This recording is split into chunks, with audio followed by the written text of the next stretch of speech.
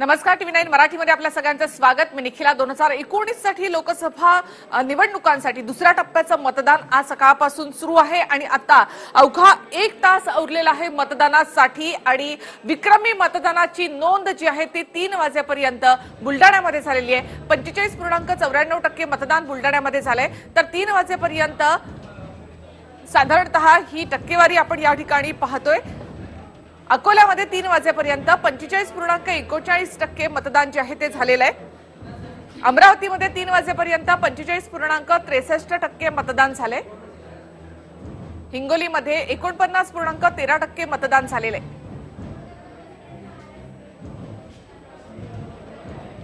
नांदेडमध्ये 50.4% मतदान झालेलं आहे। परभणीमध्ये 48.45% मतदान झालंय। बीडमध्ये 46.29% मतदान झालेलं आहे। उस्मानाबादमध्ये 46.13% मतदान झालं। लातूरमध्ये 48.10% मतदान झालेलं आहे। महाराष्ट्रामधल्या 10 मतदारसंघामध्ये अजून मतदान सुरू आहे।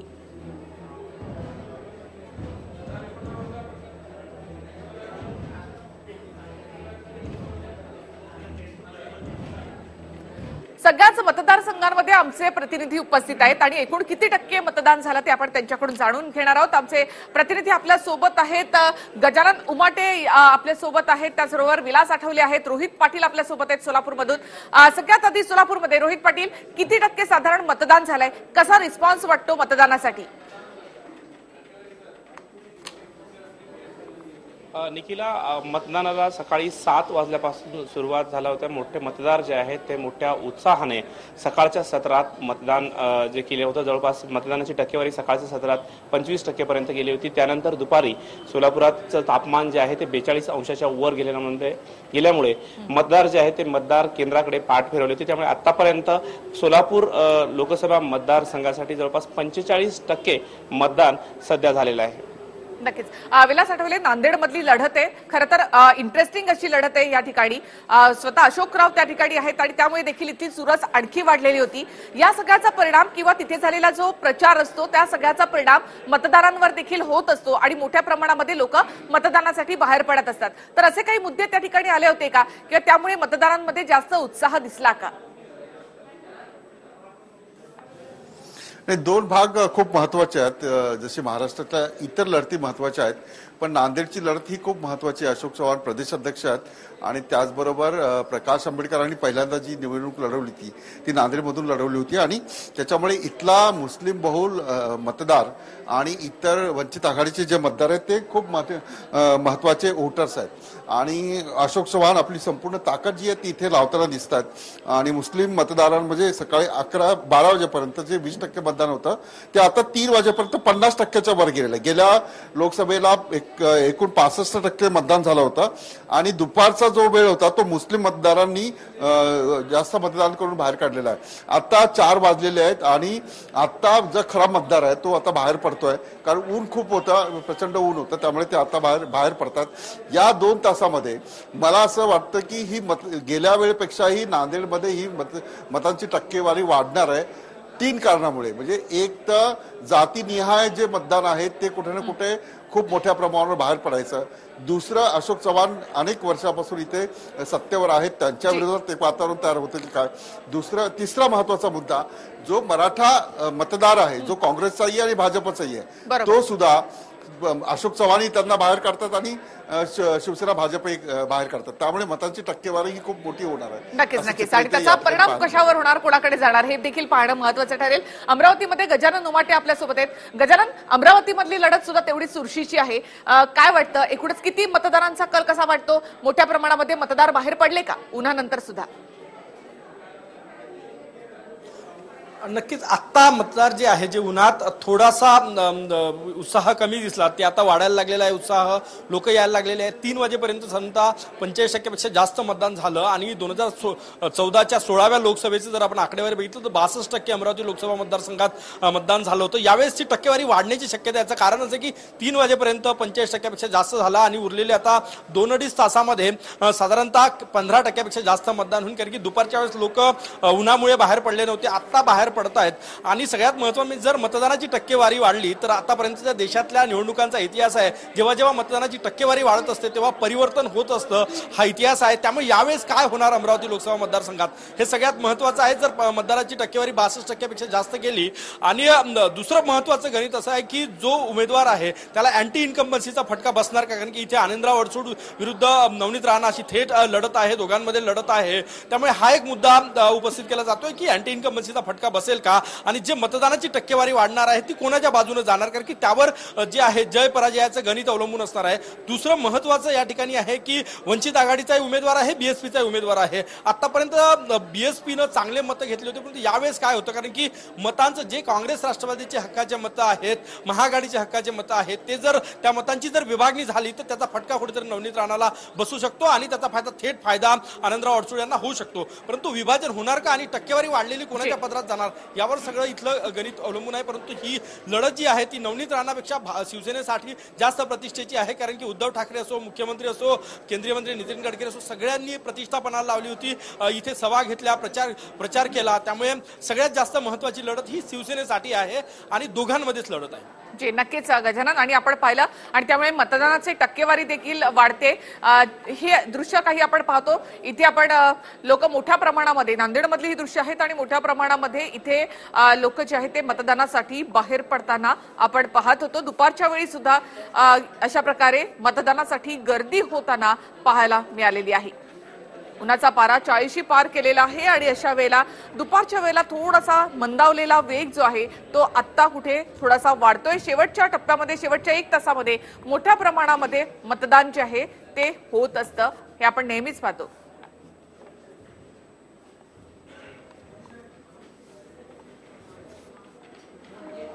सोलापूरमध्ये रोहित पाटील यांच्याकडे आपण पुन्हा एकदा जाऊयात. सोलापूरमधली रोहित लढत जी आहे ती सुद्धा खूप महत्वाची आहे. प्रकाश आंबेडकर आहेत, त्यानंतर सुशील कुमार शिंदे आहेत, त्यामुळे देखील एक रंगत या सगळ्या ठिकाणी वाढलेली आहे. काय लोकांमध्ये तेवढा उत्साह आहे या सगळ्या मतदानासाठी? वाढले टक्केवारी?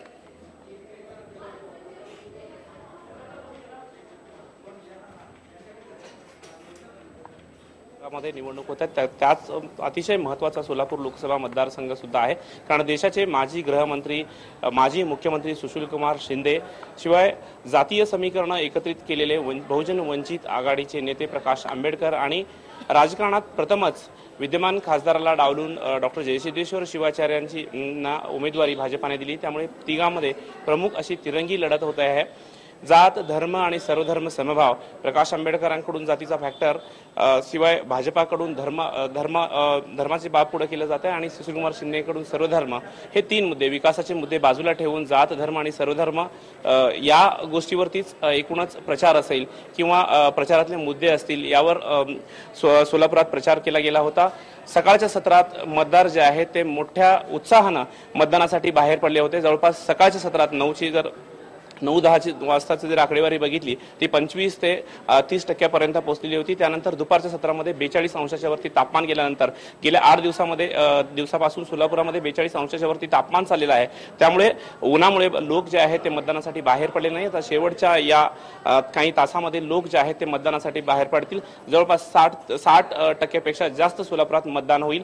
एकूणच मतदार जे आहेत ते आपला कौल आज मतपेटीत बंद करतायत. त्यानंतर निकाल लागल्यानंतर मतदारांनी नक्कीच रोहित पुन्हा एकदा येते. दत्ता कनवटे आहेत आपल्याबरोबर. दत्ता, मराठवाड्यामध्ये एकूण 6 जागा ज्या आहेत त्यासाठी आज मतदान होतंय. मराठवाड्यामधलं मतदान 3 वाजेपर्यंत तरी चांगली आकडेवारी एक आपल्याला या ठिकाणी दिसते. तुम्हाला नेमकं काय चित्र दिसलं? खरं तर मराठवाड्यातल्या 6 जिल्ह्यामध्ये उत्साहात मतदान सुरू आहे। नांदेडची आकडेवारी जी आहे ती सर्वात चांगली आकडेवारी आहे। नांदेडची आकडेवारी आता जी आहे ती 52% पुढे गेलेली आहे आणि इतरही मतदारसंघांमध्ये 45% आसपास मतदान झालेलं आहे। खरं तर आता 4 वाजलेत, ऊन उतरलेलं आहे। मराठवाड्यामध्ये उन्हाचा पारा जास्त वाढलेला असतो, 40 अंशापर्यंत तापमान गेलेलं आहे। त्यामुळे दुपारच्या सत्रामध्ये मतदानाची टक्केवारी आहे ती कमी झाली होती, परंतु आता 4 नंतर पुन्हा एकदा मतदानाच्या प्रक्रियेला सुरुवात होईल। नेहमी मराठवाड्यामध्ये 65% ते 68% आसपास मतदान होत असतं। याही वेळेला कदाचित तेवढाच आकडा राहण्याची शक्यता आहे, किंबहुना आकडा वाढू सुद्धा शकतो। त्यामुळे मराठवाड्यामध्ये जे आहे ते मतदारांनी या मतदान प्रक्रियेमध्ये उत्साहात मतदान केलेलं दिसून येतं। निखिला, नक्कीच दत्ता, आणि जे काही उमेदवारांनी आपला जो प्रचार केलेला असतो, प्रचाराचे जे मुद्दे असतात, त्यामुळे सुद्धा एक लोकांमध्ये उत्साह निर्माण होतो। राज्यात दुसऱ्या टप्प्यातील मतदानाला सुरुवात आज सकाळपासून झाली, चांगला प्रतिसाद मिळाला। जवळपास टक्क्यांच्या आसपास आतापर्यंत मतदान झालेलं आहे। हे मतदान 65 ते 70च्या आसपास वाढेल असा एक अंदाज व्यक्त करण्यात आलेला आहे। महाराष्ट्रातल्या 10 जागांवर मतदान होतं, विदर्भातल्या 3, मराठवाड्यातल्या 6 आणि पश्चिम महाराष्ट्रातल्या 1 जागेवर मतदान होत आहे। आज उमेदवारांनी देखील आपला मतदानाचा हक्क बजावलेला आहे। तसंच जनतेला देखील त्यांनी आवाहन केलं की जास्तीत जास्त लोकांनी बाहेर पडावं आणि आपला मतदानाचा अधिकार जो आहे तो बजावावा।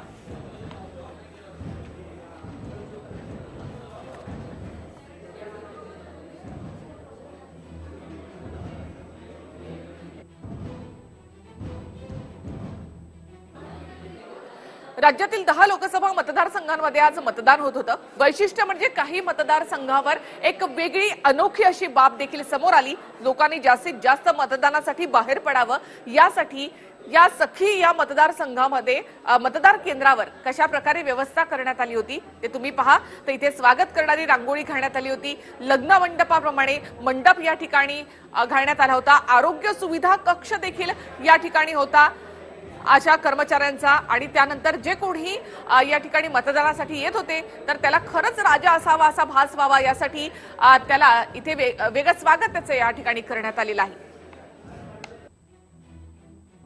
आकर्षक दृश्य मी तुम्हाला आपल्या सगळ्या प्रेक्षकांना दाखवतोय। सखी मतदान केंद्र आहे, एखादी लग्न मंडप सजवला असावा असं हे सगळं मतदान केंद्र जे आहे ते आकर्षक पद्धतीनं सजवलेलं आहे। सगळे बलून्स या ठिकाणी लागलेले आहे। हे खरंच आकर्षक दृश्य आहे आणि मतदारांना या मतदान केंद्राकडे आकर्षित होता यावं म्हणून अशा प्रकारे हे जे आहे ते महिला संचालित करत असलेलं मतदारसंघ आहे आणि मोठा उत्साह सगळ्या मतदारांमध्ये पाहायला मिळतोय।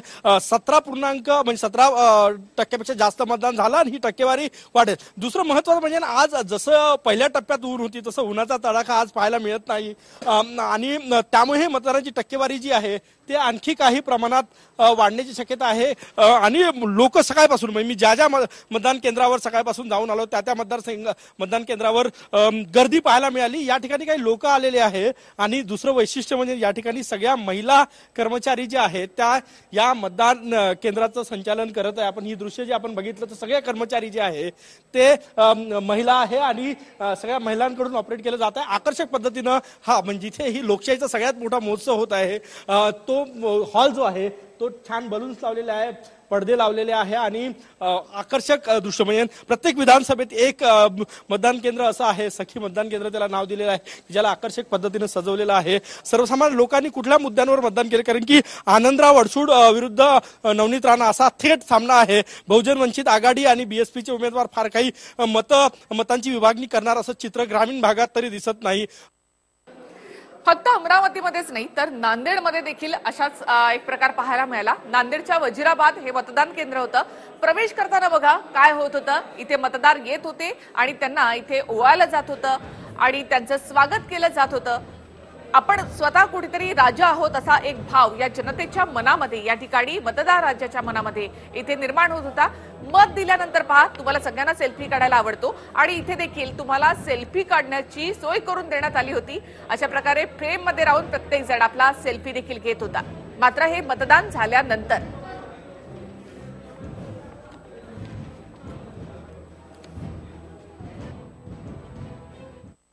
मी आहे नांदेडच्या वजिराबाद सखी मतदान केंद्रात आणि इथे येणारा जो मतदार आहे तो जेव्हा आतमध्ये येतो या मतदान केंद्रात तेव्हा त्याची ओवाळणी केली जाते आणि ओवाळणी करून त्यांना प्रवेश दिला जातो। जिल्हा प्रशासन आणि गुजराती शाळा जी आहे त्यांच्या या संयुक्त विद्यमाने हा जो कार्यक्रम हा केला जातोय आणि इथे आल्यानंतर जे मतदार आहे महिला असतील कसं वाटलं तुम्हाला असं तुमचं स्वागत झालं? खूप सुंदर, हे पहिल्यांदाच झालेलं आहे आणि खूप छान वाटत आहे. 1.5 महिन्यापासून लोक मत द्या एकमेकांना बोलतायत, त्यावेळेला तुम्हाला काय फिलिंग होतं आणि आता तुम्ही मतदानासाठी आलात? हा, त्यावेळेस फिलिंग वाटत होतं की बाबा म्हणजे आपण दरवर्षी आमचं मत मागतात. हा रिस्पेक्ट नाही देत. आज पहिल्यांदा पाहायला मिळालं की आज मतदारांचं इतकं सुंदर स्वागत आणि हे पहिल्यांदाच झालेलं आहे आणि खूप छान वाटत आहे. मतदार राजा वाटतं. अगदी बरोबर, खूपच छान. पुरुष मतदार आहेत बघा, त्यांच्या चेहऱ्यावर किती हसू आहे. असा टिळा तुम्ही कधी लावला होता? नाही, कधीच नाही. हे एक चांगल्या गोष्टीचं आणि चांगलं सरकार येण्याचं एक द्योतक आहे, मी असं समजतोय. मग मतदान करताना थोडस उल्हासित वाटत असेल? बिलकुल, एकदम उल्हासित आणि एकदम आनंदामध्ये आणि सर्व परिवारासह आलेला आहे मी. काय प्रतिक्रिया, तुमची प्रतिक्रिया काय असते मतदारांची? आम्हाला पण छान वाटते असं केल्याने. छान वाटतंय. हो, चला, यांना छान वाटतंय, पण आतमध्ये काय नेमकं चित्र आहे ते आपण पाहूया. आणि हा एक आगळा वेगळा उपक्रम आहे, सुंदर सजवलेलं आहे. हे सगळं सजावट जी आहे ती मतदान केंद्रासाठी, खास मतदानासाठी करण्यात आलेली आहे. आणि इथे एक मोठी रांग जी आहे आपण पाहतोय, मोठा उत्साह मतदारांमध्ये पाहायला मिळतोय. तुमचं स्वागत झालंय, काय प्रतिक्रिया, तुम्हाला कसं वाटलं हे स्वागत करताना, टिळा लावताना? खूप छान वाटलं. हे पहिली वेळ झालं असं की लहान लेकरं मुलं समजा वोटरांना आपल्याला स्वागत करता बघण्यात भेटलं. इकडं काही अलग वेगळं, दुसऱ्या बूथून काही अलग बघायला भेटलं. इतर बूथ पेक्षा हे वेगळं वातावरण आहे. इस बार क्या फीलिंग है? इस बार आप देखिए, अगर आप यहाँ देखेंगे एटमॉस्फेयर यहाँ का देखेंगे तो बहुत ही प्लेजेंट है. यहाँ अंदर घुसते ही आपका पहले सत्कार करती है, सत्कार हो रहा है यहाँ पे. ही कल्पना सेल्फीची आहे सर, आणि हुलकाने सर आणि सगळ्यांच्या कल्पनेतून हे साकार झालेलं आहे. सेल्फी काढून उत्साह वाढवणार सर.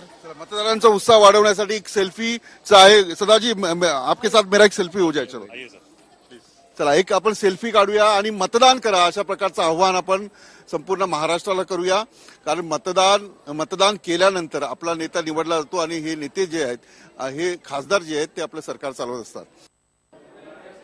अकोल्यामध्ये उन्हाचा पारा चांगलाच वाढलेला पाहायला मिळतो. तापमानाचा पारा 40च्या पार जातोय आणि त्यामुळे देखील ग्रामीण भागातील मतदान केंद्रांवर शुकशुकाट पाहायला मिळत होता. पाळंदी गावामध्ये मतदान केंद्राकडे नागरिकांनी चक्क पाठ फिरवली होती.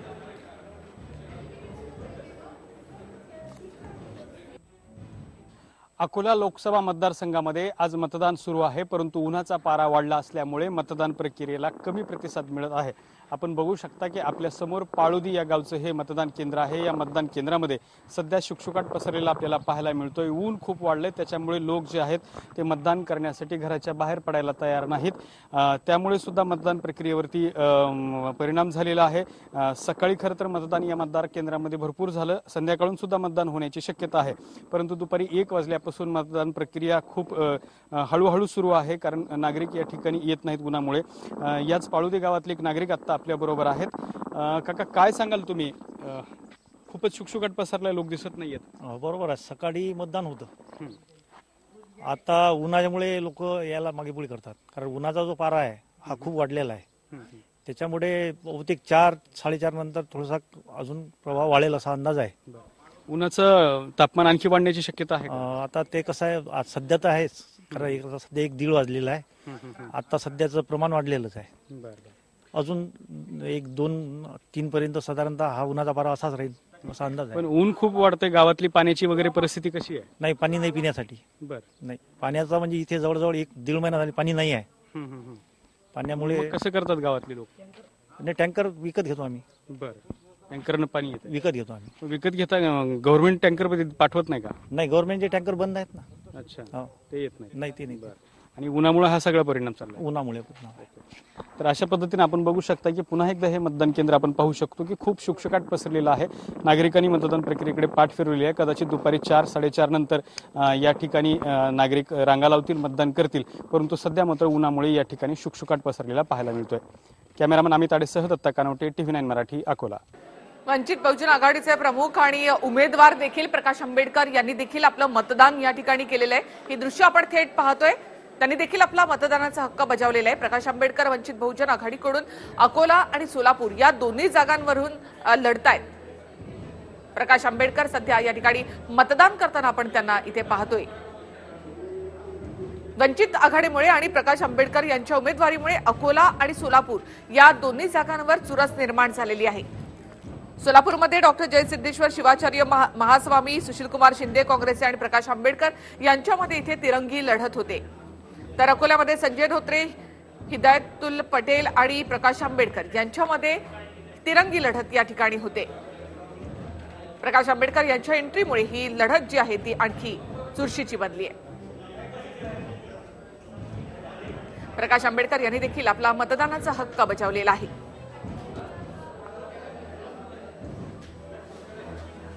लोकसभा निवडणुकीचा दुसरा टप्पा पार पडतोय। जवळपास 6 जागांसाठी मराठवाड्यात मतदान होते। एकंदरीत बघितलं तर राजकीय वातावरण देखील अनेक दिवसांपासून तापलेलं आहे। मात्र सध्या जर परिस्थिती बघितली तर पारा जो आहे, तापमानाचा पारा तो देखील चांगलाच तापलेला आहे आणि याचमुळे दुपारच्या वेळी मतदार राजा कुठेतरी विश्रांती घेताना दिसतोय, असंच काहीसं चित्र पाहायला मिळतंय। सध्या मी आहे मस्सा खंडेश्वरी या गावात, जवळपास 3800 मतदान या गावामध्ये आहे। मात्र सकाळी ज्या पद्धतीने मतदान झालं होतं, एक प्रचंड प्रतिसाद सकाळी पाहायला मिळत होता। आता मात्र मतदार आता उन्हापासून बचण्यासाठी देखील बाहेर पडलेला नाहीये। एकंदरीत बघितलं तर वाढलेला पारा कुठेतरी मतदार कमी करतोय का, मतदान कमी होईल का असं वाटतंय। मात्र एकंदरीत बघितलं तर दुपारनंतर साधारण थोडासा उन्हाचा पारा उतरल्यानंतर मतदार घराबाहेर पडू शकतात आणि त्यामुळे मोठ्या प्रमाणात मतदार देखील मागच्या वेळी जर बघितलं तर 63% मतदान झालं होतं, पण सध्याचं चित्र बघितलं तर एकूणच 3 वाजेपर्यंत जर आपण पाहिलं तर मतदानाची टक्केवारी ही वाढलेली दिसते। साधारणतः 45 ते 50% सरासरी जे आहे ते मतदान या 10 जागांसाठी झालेलं आपल्याला दिसतंय। आपल्या सोबत आहेत काँग्रेसचे प्रवक्ते अतुल लोंढे, त्याचबरोबर अवधूत वाघ आहेत, भाजपचे प्रवक्ते प्रसाद नेरुरकर आणि अशोक धात्रक आपल्या सोबत आहेत, एनसीबीचे प्रवक्ते। सगळ्यात आधी मी नेरुरकर तुमच्याकडे येते। या सगळ्यामध्ये मतदानाची आकडेवारी जी आहे ती वाढताना दिसते। कुणाकडे जातं हे मतदान? लोकांमध्ये खरंच तेवढा उत्साह निवडणुकीच्या निमित्तानं निर्माण झाला असं वाटतं का? ते मतदान जास्त होतंय, ते जनजागृतीचा एक प्रमुख मुद्दा हा एक मानला गेला पाहिजे। 1977ची आणीबाणी, 1984 इंदिरा गांधींची हत्या आणि नंतर 2014 मध्ये आलेली मोदी लाट, त्याच्यानंतर आता पहिल्यांदाच हे मोठ्या प्रमाणावर मतदान होतंय। गेल्या काही वर्षातला तुम्ही इतिहास पाहिला तर जास्त मतदान हे सत्ताधाऱ्यांच्या विरोधात आहे असं म्हटलं जातं आणि तशी आकडेवारी केली जाते। पण यावेळी मतदानामधला उत्साह जास्त आहे, कारण आताच्या ज्या ग्रामीण भागातल्या ज्या सगळ्या लढती आहेत त्या सगळ्या लढती ह्या अतिशय रंगतदार आहेत। हिंगोली, नांदेड, बीड, उस्मानाबाद, त्यामुळे तिकडचे मतदान ही वाढतंय। पण हे वाढलेलं मतदान हे जर खरंच सत्ताधाऱ्यांच्या विरोधात असेल तर ही अतिशय चिंतेची गोष्ट आहे भाजपासाठी आणि उत्साही आहे की काँग्रेससाठी। पण एकंदर अजून 2 टप्पे व्हायचे आहेत, त्या 2 टप्प्यानंतर एकंदर मतदान किती वाढते ते कळेल। गेल्या 16 निवडणुकांमध्ये 55 ते 65 अशा परिघामध्येच हे इलेक्शन निवडणुका मतदान होतंय आणि आताची ही वाढलेली आकडेवारी आहे हे पाहता हे लोक आपला मतदानाचा हक्क हा पूर्णपणे बजावत आहेत हे निष्पन्न होते। अवधूत वाघ, मला असं वाटतं की आताच नव्हे तर याच्या पुढे सुद्धा सातत्याने मतदानाची टक्केवारी वाढतच राहणार आहे। याचं पहिलं कारण असं की जी काही रिफॉर्मेशन होतं आहे मतदार यादीमध्ये, दुबार मतदार काढून टाकणं, जे मृत व्यक्ती आहेत त्या काढून टाकणं, ज्या गाव आणि घर सोडून गेले त्यांचं मतदार यादीतून नाव काढणं, त्यामुळे योग्य मतदार आधी पहिले मतदार यादीत राहतात। आणि दुसरी गोष्ट म्हणजे नवमतदारांची मोठ्या प्रमाणामध्ये जी एनरोलमेंट होते, सर्व पक्ष नवमतदारांकडे कॉन्सन्ट्रेट करतात आहेत, युवकांकडे कॉन्सन्ट्रेट करतात आहेत आणि हे युवक जे फर्स्ट किंवा सेकंड टाइम वोटर असतात ते खूप उत्साही असतात आणि त्यांचं पर्सेंटेज व्होटिंग आहे हे 90-95% असतं। म्हणजे मी पण त्यावेळी आम्हाला 21व्या वर्षी मतदानाचा अधिकार मिळाला होता। ज्यावेळी मला पहिल्यांदा मतदानाचा अधिकार मिळाला होता त्यावेळी ती 1984ची लोकसभेची इलेक्शन होती। त्यावेळी मी 24 वर्षाचा होतो, कारण त्याच्या आधी इलेक्शन झाली नव्हती। 1980च्या विधानसभेच्या निवडणुकीमध्ये मी 20 वर्षाचा होतो, मला मतदानाचा हक्क नव्हता। पण 84च्या इलेक्शनमध्ये मी सकाळी 7 वाजता मला आठवतं की मी 4था काय 5व्या लाईनवर होतो। म्हणजे जे तरुण मतदार आहेत, पहिल्यांदा ज्यांना मत द्यायचं आहे ते एकदम उत्साहाने येतात आणि म्हणून येणाऱ्या भविष्य काळामध्ये सुद्धा हे जनजागृती आहे, या संपूर्ण लोकशाहीच्या उत्सवामध्ये आपला सहभाग असावा हे आहे। नंतर एज्युकेशन वाढतं आहे आणि या सर्वांचा परिपाक म्हणून आजच नाही तर ह्याच्या पुढे सुद्धा सातत्याने हळूहळू मतदान वाढणार आहे। आज तुम्ही पाहिलं तर ईशान्य भारतामध्ये अगदी 85 ते 90% मतदान जातं ईशान्य भारतामध्ये आणि तोच प्रकार मला वाटतं की सर्व भारतामध्ये येईल आणि तो आला पण पाहिजे। मला आठवतं मॅडम की अंतुले साहेब ज्यावेळी उभे राहिले होते त्यावेळी त्यांच्या इकडं 90% मतदान झालं होतं आणि त्यावेळी असा विचार आला होता की एवढं जर प्रचंड मतदान होत असेल तर तिकडे काहीतरी गडबडी आहे असं होतं. परंतु आता परिस्थिती अशी आहे की येणाऱ्या भविष्य काळामध्ये आपण कित्येक ठिकाणी 90-95% पण क्रॉस करू शकतो, नवे केले पाहिजेत या दृष्टिकोनातून भारतीय 90 कोटी मतदार आपल्याकडे आहेत आणि असा हा आकडा वाढायलाच हवा मतदानाचा. अतुल लोंढे, खरं तर विदर्भामध्ये मराठवाड्यामध्ये उन्हाचा पारा खूप वाढलेला आहे. तुम्हाला असं वाटतं की निवडणुकीसाठीचं वातावरण देखील तेवढंच तापलेलं होतं आणि त्यामुळे देखील मतदार मोठ्या प्रमाणामध्ये बाहेर पडले की मग नाराजी होती? विरोधकांना काय वाटतं? नाही, आमच्या इकडे तर प्रचंड प्रमाणामध्ये उकाडा होता आणि मतदान स्लो जे आहे ते फार स्लो ठेवण्यात आलेले आणि त्याचा फटका जो आहे तो बऱ्यापैकी विदर्भामध्ये पडलेला दिसतो. नागपूरमध्ये तर अगदी 54% मतदान झालं आणि सर्वात आश्चर्याची बाब म्हणजे ही आहे की 5 वाजता 53% मतदान झालं. त्याच्यानंतर रांगा लागलेल्या होत्या बाहेर, तरी पण 1% कशी काय वाढ झाली हे आमच्या आकडेशक्तीच्या पलीकडे अजूनपर्यंत आमच्या लक्षात आलेलं नाही. पण मराठवाड्यामध्ये काल परवा पाऊस झाला, थोडंसं वातावरण बदललं आणि त्याच्यामुळे प्रारंभीचा जो उकाडा आहे तो तिथे कमी राहिला आणि त्याच्यामुळे तुम्ही पाहिलं असेल की 1 वाजेपर्यंत मोठं मतदान झालेलं आहे आणि 1च्या नंतरचं मतदान मग तुम्ही अकोला असेल किंवा सोलापूर या 2 कॉन्स्टिट्युन्सीमध्ये आपल्याला कमी झालेलं दिसतं. आता ही गोष्ट खरी आहे की नवमतदार जे आहे ते मोठ्या प्रमाणावर त्यांची नोंद झालेली आहे. नोंद करण्यामध्ये सुद्धा सगळे राजकीय पक्ष पुढे आहेत.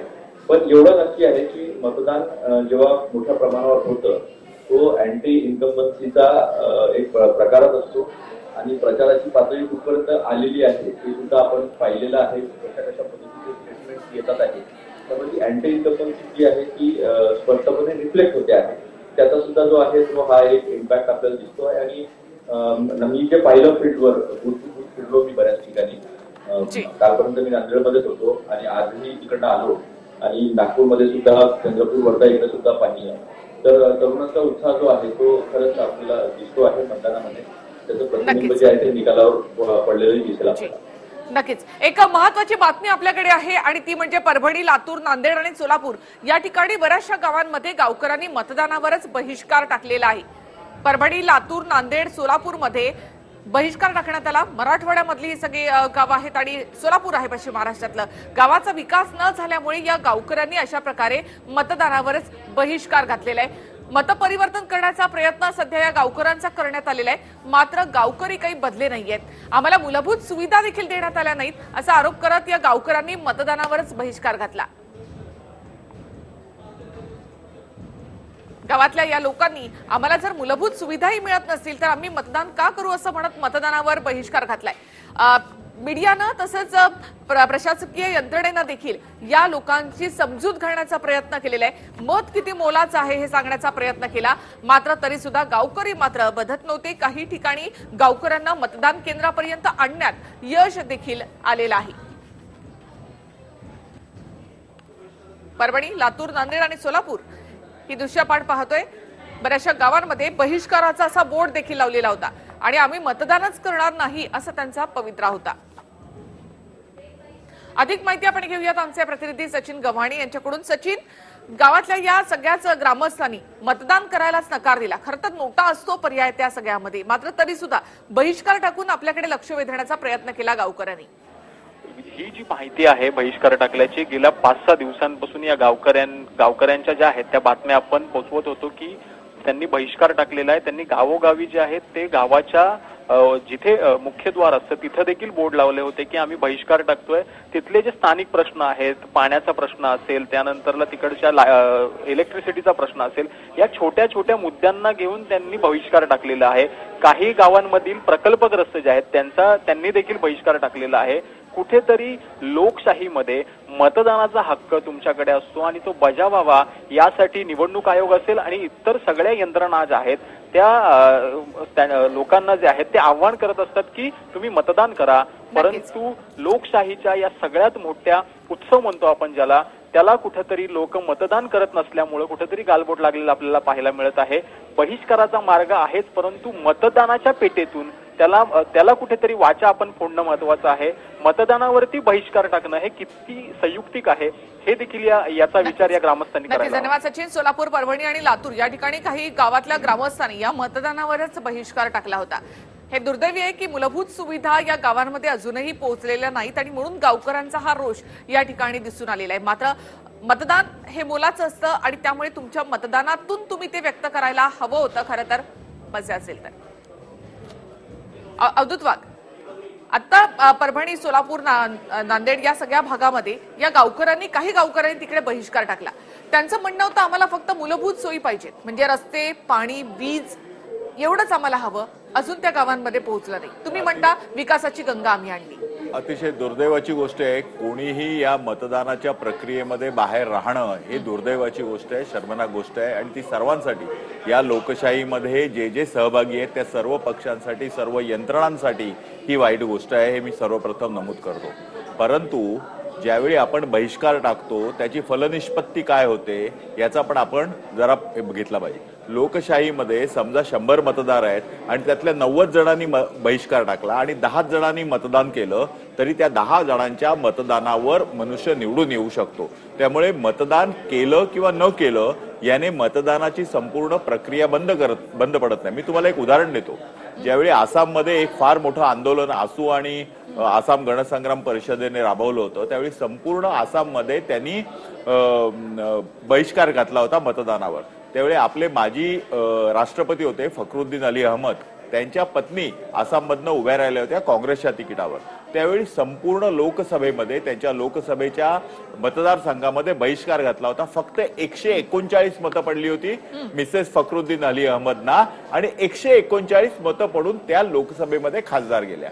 म्हणजे फक्त 139, जिकडे 8 लाख, 9 लाख, 10 लाख, 15 लाख मतदार असतात त्यातले मेजॉरिटी लोकांनी बहिष्कार घातला तरी पण मायनॉर. बरोबर आहे, पण म्हणूनच मूलभूत सोयी सुविधांचा मी येते तुमच्याकडे. एक मिनिट याच विषयावर, पण ह्या मूलभूत ज्या सोयी आहेत त्या मूलभूत सोयी कुठच्या याचा पण उहापोहा झाला पाहिजे. त्या विधानसभेसाठी आवश्यक असलेल्या राज्य सरकारकडनं येणाऱ्या सोयी आहेत की त्या लोकसभेकडून, संसदेकडून, दिल्लीकडून येणाऱ्या सोयी आहेत की त्या ग्रामपंचायतीकडनं येणाऱ्या सोयी आहेत, याच्याकडे पण आपण लक्ष दिलं पाहिजे. ही सर्वसामान्य अपेक्षा असते गावातल्या लोकांची, तीही पूर्ण झाली नाही आणि म्हणून आज संपूर्ण गावानं बहिष्कार टाकला.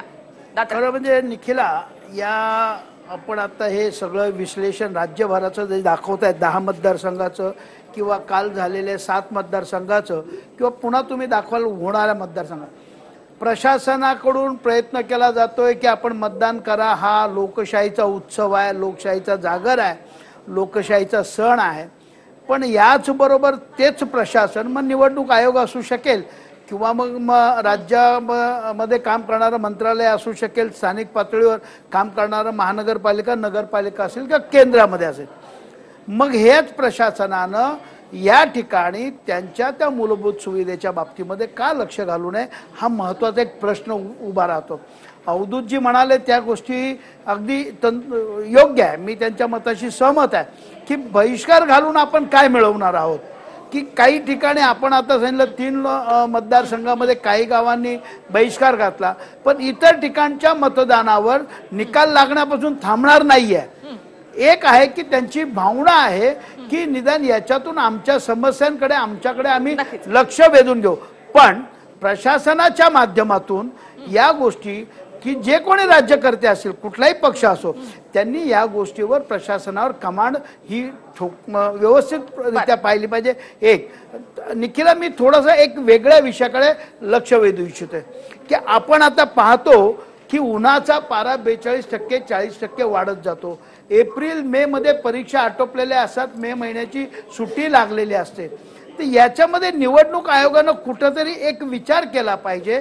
सर्वसाधारणतः मे महिन्याची सुट्टी असेल, उन्हाळ्याचा पारा असेल, पावसाळा असेल, या गोष्टी लक्षात घेऊन जर निवडणुका ऑक्टोबर नोव्हेंबर म्हणजे ज्या वेळेला दिवाळीचा भाग वगळून सुट्ट्या नसतील अशा साधारणतः कालावधीमध्ये निवडणुका घेण्याचा प्रयत्न जर केला तर कदाचित निवडणुकांमधलं मतदानाचं टक्केवारी नक्कीच वाढेल. अवधूत वाघ यांनी एक गोष्ट अतिशय योग्य सांगितली की या ठिकाणी 9 मतदार जो आलेला आहे, 18 वर्षाचा जो पहिल्यांदा मतदान करणार आहे, तो मतदार हा खूप उत्साहानं त्या ठिकाणी येतो. पण एका मताशी मी त्यांच्या सहमत नाही आहे.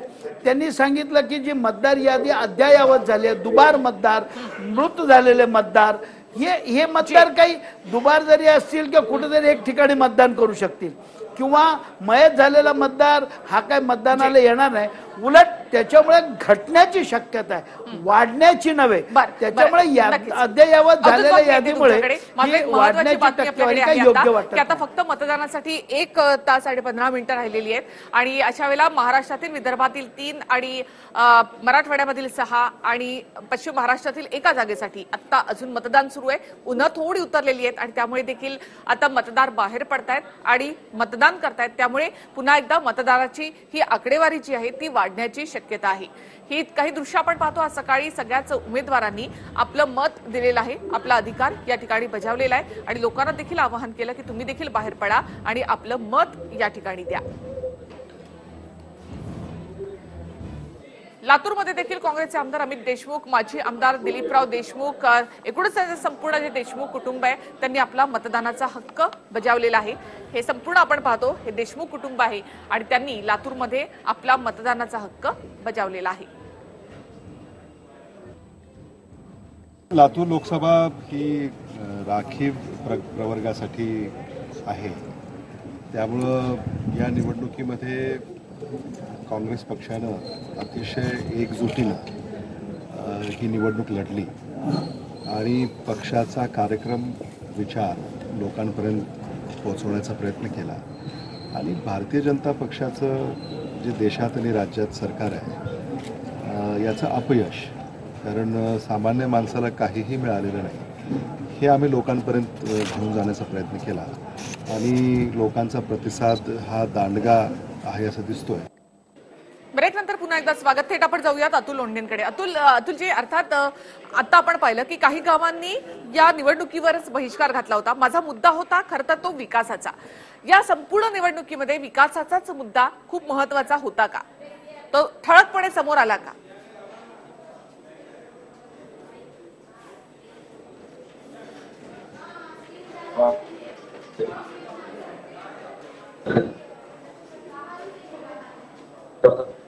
अतुलजी, तुमचा आवाज येत नाही. मी पुन्हा एकदा तुमच्याशी संपर्क साधण्याचा प्रयत्न करते. स्काईपवरून आपण त्यांच्याशी संपर्क साधतोय. नेरुरकर, वाटतं तुम्हाला एक पत्रकाराच्या तटस्थ नजरेमधून पाहताना ही अशी भकास चित्र पाहिली तर विकासाच्या आरोळ्या ठोकण्यासाठी मोठी चपराक आहे. जर विकास झाला असं जर सांगता, जेव्हा आपण सातत्याने दर 3 ह्याच्या आधी आपण पाण्याचा प्रश्न दाखवला, आता आपण तो बहिष्काराचा दाखवला, संपूर्ण आहे ना.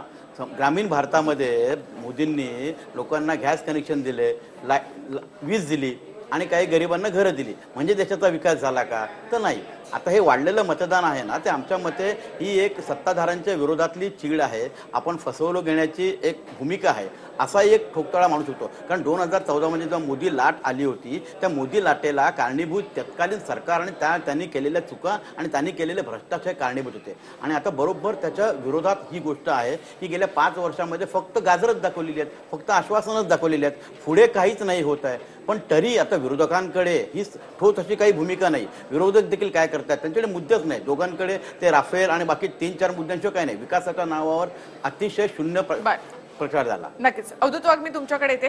अर्थात कारण मराठवाड्याला तुम्ही कॅलिफोर्निया करणार आहात. लोकसभा निवडणुकीच्या दुसऱ्या टप्प्यामध्ये आज देशाच्या 12 राज्यांमधल्या 95 जागांसाठी मतदान सुरू आहे. आता फक्त 1 तास उरलेला आहे, 1 तास 10 मिनिटं.